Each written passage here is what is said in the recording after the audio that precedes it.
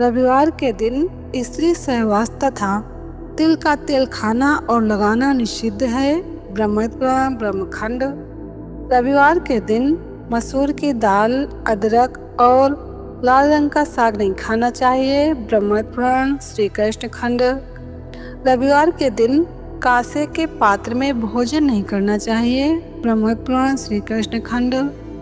स्कंद पुराण के अनुसार रविवार के दिन बिल्व वृक्ष का पूजन करना चाहिए। इससे ब्रह्म हत्या आदि महापाप भी नष्ट हो जाते हैं। वैदिक पंचांग।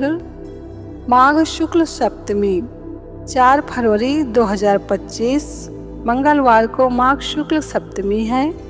माघ शुक्ल सप्तमी को अचला सप्तमी, रथ सप्तमी, आरोग्य सप्तमी, भानु सप्तमी, अर्क सप्तमी आदि अनेक नामों से संबोधित किया गया है और इसे सूर्य की उपासना के लिए बहुत ही सुंदर दिन कहा गया है। पुत्र प्राप्ति, पुत्र रक्षा तथा पुत्र अभ्युदय के लिए इस दिन संतान सप्तमी का व्रत भी किया जाता है।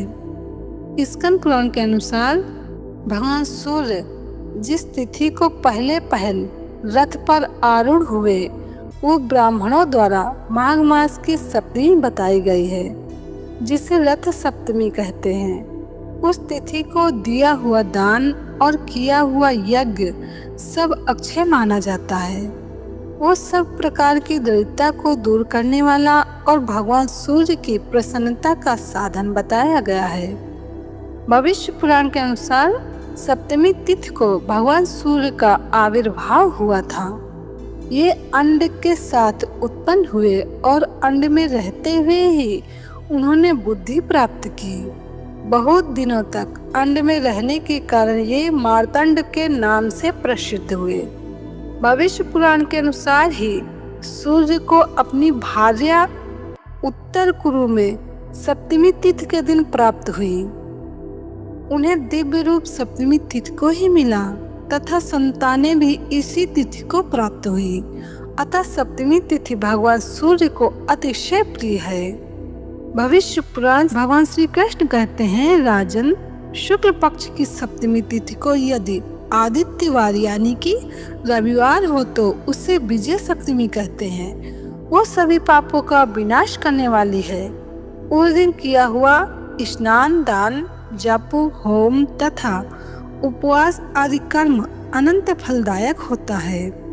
जो उस दिन फल, पुष्प आदि लेकर भगवान सूर्य की प्रदक्षिणा करता है वो सर्वगुण संपन्न उत्तम पुत्र को प्राप्त करता है। नारद पुराण में माघ शुक्ल सप्तमी को अचला व्रत बताया गया है। ये त्रिलोचन जयंती है। इसी को रथ सप्तमी कहते हैं। यही भास्कर सप्तमी भी कहलाती है, जो करोड़ों सूर्य ग्रहणों के समान है। इसमें अरुणोदय के समय स्नान किया जाता है। आक और बेल के 7 पत्ते सिर पर रखकर स्नान करना चाहिए। इससे 7 जन्मों के पापों का नाश होता है। इसी सप्तमी को पुत्रदायक व्रत भी बताया गया है।